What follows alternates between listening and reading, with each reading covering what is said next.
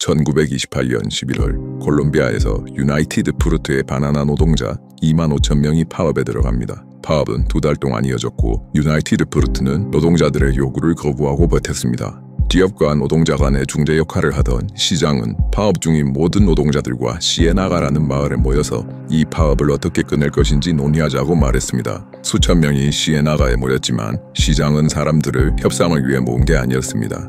약속 장소에 모여있던 노동자들은 약속 시간이 지나고 해가 질 때까지 시장이 나타나지 않자 불안해졌습니다. 이것은 함정이었습니다. 그리고 콜롬비아 대통령의 지시를 받은 코르테스 바르가스 장군이 이끄는 콜롬비아군 700명이 매복하고 있었습니다. 그리고 발포가 시작되었고 콜롬비아군이 콜롬비아 노동자들을 학살한 사건이 일어났습니다. 47명에서 2,000명 정도로 추정되는 사망자가 발생했습니다. 콜롬비아군이 모두 암매장했기 때문에 정확한 사망자는 오늘날까지 알 수 없습니다. 당시 콜롬비아 대통령 미구엘 멘데즈에게 압력을 가해 자국민을 해치게 만든 것이 바로 이 유나이티드 프루트였고 희생자들은 유나이티드 프루트의 노동자들이었습니다. 메시지는 명확했습니다. 파업하면 죽는다. 오늘 이야기는 가장 사악했던 기업 유나이티드 프루트입니다. I'm Chiquita Banana and I've come to say bananas have to ripen in a certain way, and when they're flecked with brown and have a golden hue, bananas taste the best and are the best for you.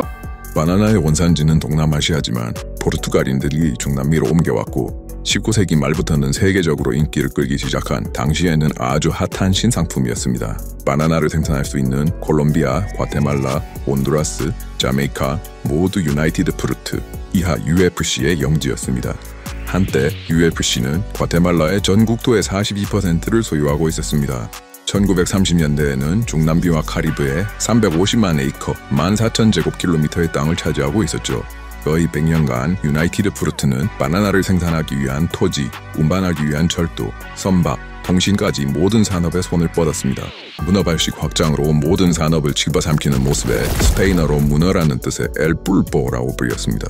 경제뿐 아니라 바나나 생산국들의 정치까지 쥐락펴락했습니다. UFC는 가난한 중남미 국가의 정치권을 분할 정복하고 미국의 정치권을 움직여 회사에게 불리한 정책을 추진하는 중남미 국가들을 쿠데타로 엎어버린 기록도 있습니다.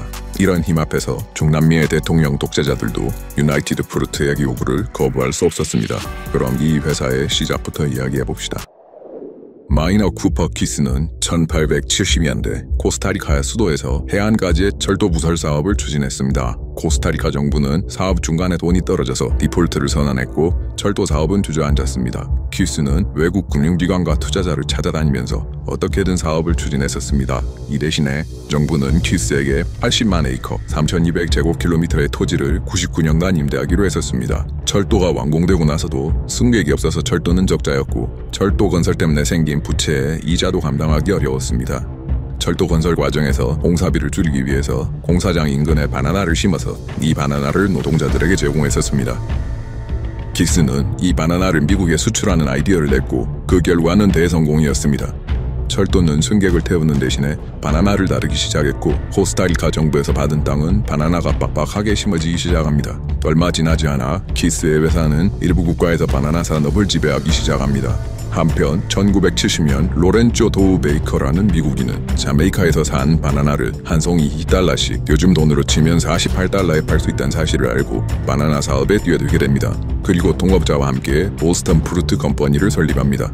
베이커와 키스는 1899년 시장을 독점하기 위해서 각자의 회사를 하나로 합치게 됩니다. 이 합병부터가 유나이티드 프루트, 이하 UFC의 시작입니다. UFC는 자금의 여유가 생길 때마다 다른 바나나 회사를 사들였고 매수에 응하지 않을 때는 지분을 최대한 확보했습니다.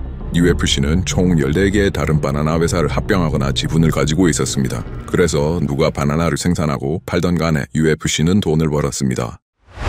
유나이티드 프루트는 여기서 멈추지 않았습니다. 유나이티드 프루트는 바나나 산업과 관련된 모든 산업을 지배하고 싶어 했고 철도, 해운, 전신회사를 자회사로 두고 부상당하거나 병든 노동자를 치료하기 위한 병원도 운영하고 있었습니다. 20세기 초반에는 바나나 산업의 80%가 UFC의 지배하에 있었습니다. 중남미는 스페인에게 착취당하다가 오랜 독립전쟁 시기를 거쳐 독립했고 경제는 가난했습니다. UFC가 땅을 확보하기 위해서 돈을 싸들고 중남미의 독재자들을 만나러 갔을 때 그들은 쉽게 땅을 건네주었습니다. 그리고 이 바나나 농장은 새로운 일자리를 대량으로 만들어냈고 바나나 산업을 위한 철도, 항만, 통신 등의 인프라를 건설했기 때문에 일견 보기에는 윈윈으로 보였습니다.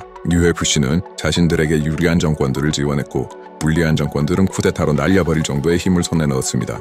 UFC의 경제적 지배력은 그 나라의 고용 규모, 임금 수준, 노동 환경, 교육, 의료, 세금까지 컨트롤하기 이르렀고 많은 경우에 UFC는 임금을 실제 돈 대신에 쿠폰을 지급했고 이 쿠폰은 일종의 비공식 화폐로서 UFC가 운영하는 상점에서 사용할 수 있었습니다. 또한 바나나 생산국이 얼마를 세금으로 가져갈지도 UFC가 결정할 정도였습니다.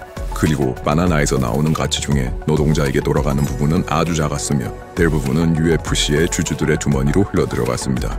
나라의 중요한 산업과 토지의 큰 부분을 차지했고 정치를 주물럭댈 수 있는 UFC는 바나나 공화국이라고 불리는 불안정한 체제를 만들어냈습니다. 국가 경제를 단일 작물과 외국 자본에 의존하는 체제입니다. 1920년대 유나이티드 프루트가 관리하는 바나나 농장의 노동 환경은 긴 노동시간, 낮은 임금 등으로 점점 더 사람이 견디기 어려워져 갔습니다. 1928년 파업에서 노동자들이 원한 것은 작업 중 사고에 대한 산재보험, 주거 환경 개선, 주 7일이 아닌 주 6일 근무, 더 나은 임금, 더 나은 의료 서비스, 그리고 임금을 회사에서 발행한 쿠폰이 아니라 진짜 돈으로 지급해달라 같은 최소한의 인간적 대우를 위한 것이었습니다. UFC는 이런 요구를 공산주의자들의 선동에 의한 가안보 위기로 프레임을 잡습니다.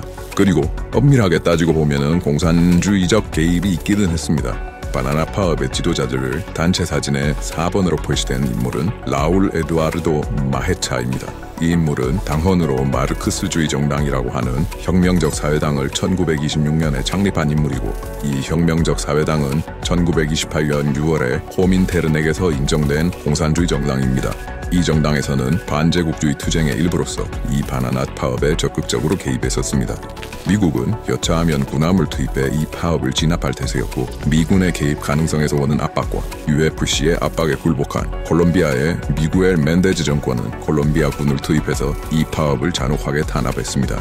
이 사태에 대해서 미국의 주 콜롬비아 대사관이 미국 국무부에 보낸 전보를 통해서 미국의 시각을 살펴볼 수 있습니다. 1928년 12월 5일 저는 이곳 유나이티드 프루트 컴퍼니 담당자를 통해 산타 마르타 과일 파업 사태를 지켜봐 왔습니다. 또한 토요일 콜롬비아 외교부 장관이 말하기를 콜롬비아 정부가 추가 병력을 투입하고 모든 파업 지도자들을 체포하여 카르타헤나에 있는 감옥에 수감할 것이며 콜롬비아 정부는 미국의 이익을 충분히 보호할 것이라고 말했습니다. 오늘 계엄령이 선포됐습니다. 아침에 외교부 장관을 접촉한 뒤 상황을 보고하겠습니다. 1928년 12월 6일 어젯밤 콜롬비아 정부는 바나나 구역과 산타 마르타주에 계엄령을 선포하였습니다. 산타 마르타에서 반정부 시위가 있었지만 소수의 군인들이 해산시켰습니다. 프롤레타리아들과 일부 병사들 사이의 반정부 정서 때문에 우리가 콜롬비아 정부의 보호에 의존할 수 있을지 의문입니다. 호출 가능한 거리에 미국 군함을 파견해 줄 것을 요청드리니 승인해 주시고 군함은 저의 호출이 있을 때까지 대기하되 산타 마르타에 있는 호출부호 유재인 유나이티드 프루트 컴퍼니 무선 통신국들을 사용할 것을 제안드립니다. 산타 마르타는 다른 통신수단이 없습니다. 파업의 성격이 달라졌고 이는 이 사태가 체제 전복적인 성향을 가졌다는 명확한 징후입니다. 1928년 12월 7일 산타 마르타시 외곽의 상황은 매우 심각합니다. 외곽 지역은 반란을 일으키고 있습니다. 탄약을 아끼지 말라는 명령이 군대에 하달되었고 약 50명의 파업 참가자가 이미 사망하고 부상을 입었습니다. 하지만 오늘 주지사가 대통령에게 보낸 산타 마르타시는 완전히 조용해졌고 철도 교통은 시에나가까지 복구되었다는 내용의 전보를 입수했습니다. 정부는 현재 이동 중인 모든 수송선들이 다음 주 초에 도착하는 대로 파업 참가자들에 대한 총공세를 개시할 것을 논의하고 있습니다. 저는 아직도 외곽 지역에 있는 20여 명의 미국인의 안전이 우려되고 그들이 현재 상황을 고려하여 공격이 시작되기 전에 안전한 곳으로 대피하기를 희망합니다. 1928년 12월 8일 보고타의 공사관에 따르면 산타 마르타의 지역 당국은 모든 미국의 이익을 보호하라는 명령을 받았다고 합니다. 저희 부서는 산타 마르타에 대한 군함 파견 요청을 취소합니다. 저희 부서의 전보로 모든 상황에 대해 계속 알려주십시오. 1928년 12월 9일 바나나 구역에서 출발한 열차는 모든 미국 국적자와 함께 산타 마르타에 도착했습니다. 현재 그 지역에서는 게릴라전이 계속되고 있지만 군은 공산주의자들이 점령한 지역을 적극적으로 소탕하고 있습니다. 이제 미국 국적자들에 대한 모든 위험이 끝났기 때문에 별도 요청이 없는 한 해당 사안에 대한 보고는 멈추겠습니다. 1928년 12월 11일 최근에 공개된 정보에 따르면 소요 사태 기간 동안 군에 의해 사망한 파업 참가자의 수는 100명이 넘었고 부상자는 238명에 달했다고 보고합니다. 1928년 12월 29일 어제 보고타의 유나이티드 프루트 컴퍼니의 법률 고문이 말하기를 콜롬비아 군 당국이 최근 소요 기간 동안 파업 참가자의 사망자 수가 500명에서 600명에 달했고 군인 사망자 수는 1명이었다고 합니다. 1929년 1월 16일 유나이티드 프루트 컴퍼니의 보고타 대표가 어제 콜롬비아 군에 의해 사망한 파업 참가자의 수가 1000명을 넘어섰다고 말했습니다. 1929년 6월 8일 어제와 그제 과일 노동자의 파업과 관련된 성명서들, 특히 코르테스 바르가스 장군이 파업을 진압한 방식을 비난하는 성명서들이 다수 유포되었습니다. 또한 바나나 뭉치로 장식된 해골과 두개골들이 공공연히 전시되었습니다. 콜롬비아에서 일어난 학살은 유나이티드 프루트의 평판을 심각하게 해쳤습니다. 피해 젖은 바나나라는 이미지는 장사에 방해가 되기 때문에 이를 지속시키기 위해서 리브랜딩이 필요했었습니다. 1920년대 후반에는 유나이티드 프루트의 대백색 함대가 바나나를 운반하며 미국과 카리브해와 중남미 사이를 오가고 있었습니다. 기존 회사 내에 존재하는 자원인 선박과 토지를 관광 목적으로 전용했습니다. 대백색 함대는 미국인들을 따뜻한 남쪽의 낙원으로 실어 날랐습니다. 이 관광지들은 북한식 관광처럼 철저하게 통제된 곳이었고 유나이티드 프루트는 이 관광 코스의 모든 것을 인위적으로 만들어냈습니다. 관광객들은 여기서 열대의 낙원에서 행복한 노동자들이 재배하는 바나나를 보았습니다. 관광객들은 바나나에 대한 이미지가 개선되었습니다. UFC가 벌인 일 중에 가장 악명 높은 일은 1950년대 과테말라에서 민주적으로 선출된 아르벤스 정권을 쿠데타로 뒤엎어버린 것입니다. 1950년대 초반은 유나이티드 프루트의 힘이 정점에 이른 때였습니다. 유나이티드 프루트는 과테말라에서 소유하고 있는 토지를 어떻게 이용하는지를 정치적 도구로 이용했습니다.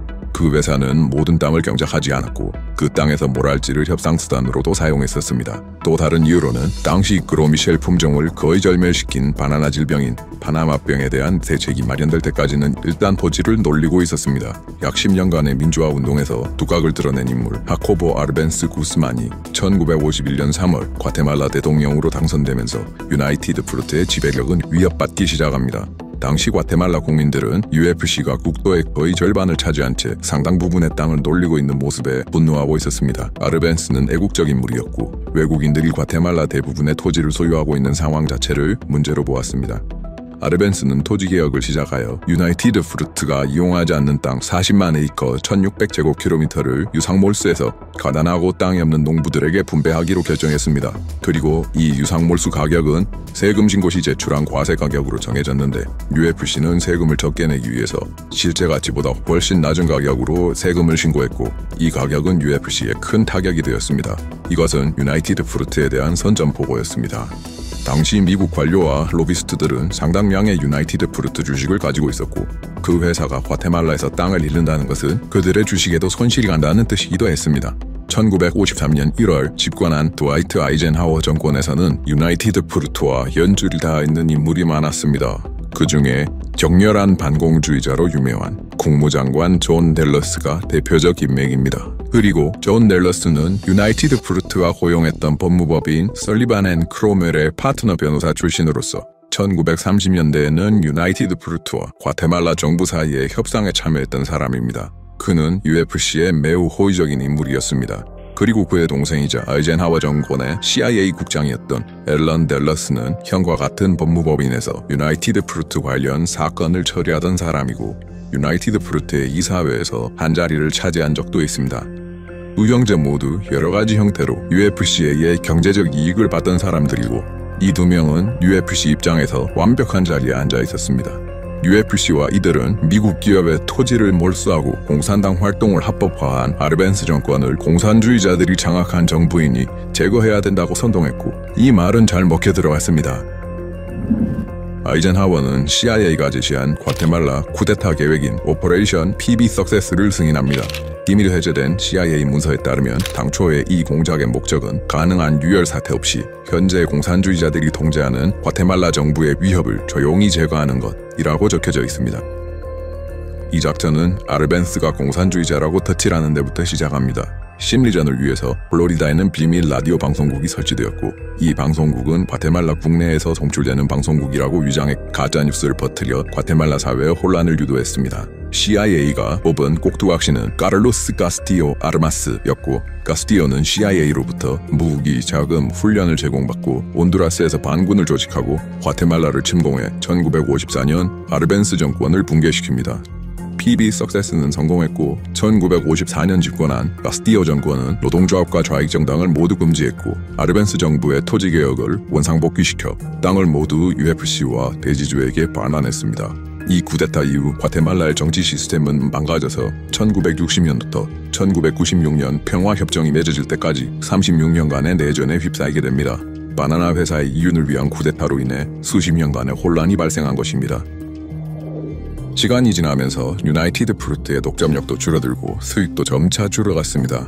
1970년 유나이티드 프루트는 취업 사냥꾼에게 인수되어 이름을 유나이티드 브랜즈 컴퍼니로 개명했고 1972년에는 과테말라의 농장들을 완전히 팔아버릴 수밖에 없었습니다. 유나이티드 브랜즈의 독점을 완전히 끝낸 것은 미국 증권거래위원회에 조사했습니다. 1974년 온두라스 정부는 바나나에 부과되는 수출세를 한 박스당 25센트에서 50센트로 인상하려 했었고 이를 막기 위해서 유나이티드 브랜즈는 당시 온두라스 대통령 오스왈드 로페즈 아레야노에게 당시 가치로 125만 달러, 현재 가치로 730만 달러, 원화로 약 10억 원의 뇌물을 로페스의 스위스 냉계자로 꼽아줬었습니다. 1975년 미국의 SEC 조사에서 이 뇌물이 발각되었고 이 사태는 바나나 게이트라고 불렸습니다. 이 사태는 국제적 관심과 조사를 불러일으켰고 증권거래소에서 주식 거래가 중지되었으며 바나나 생산국들에 대한 영향력이 더욱더 떨어지게 됩니다. 그리고 1990년에 치키타로 이름을 바꿉니다. 치키타로 이름을 바꿨지만 이윤을 위해 불법적인 일을 저지르는 행태는 바뀌지 않았습니다. 콜롬비아는 수십 년간의 내전으로 찢겨진 나라였습니다. 수많은 게릴라, 준군사 조직, 마약 카르텔들이 난립했고 이들은 바나나 재배 지역에서 보호료를 받고 있었습니다. 이 중에 콜롬비아 연합 자유대는 극우 친정부 준군사 조직 겸 마약 밀매 조직이었고 2001년 미국에 의해 테러 조직으로 지정된 단체였습니다. 치키타는 이들에게 보호료를 주고 있었습니다. 2003년 통상적 내부감사에서 1997년부터 약 170만 달러의 보호료가 콜롬비아 연합 자유대에게 건네졌고 이 거래는 회사 최고위층 임원들도 알고 있었다는 것이 발각되었습니다. 그리고 이 이야기는 일반 대중들에게도 알려졌고 미국 법무부의 조사를 거쳐 2007년 치키타는 유죄를 인정하고 2,500만 달러의 벌금을 납부하는 것으로 마무리되었습니다. 하지만 이 금액은 30억 달러에 이르는 매출에 비하면 터무니없이 가벼운 금액이었습니다. 그리고 이런 사건들에도 불구하고 치키타는 아직도 세계 굴지의 과일 회사로 오늘날까지 남아있습니다. 오늘 준비한 이야기는 여기까지입니다. 구독과 좋아요 부탁드립니다.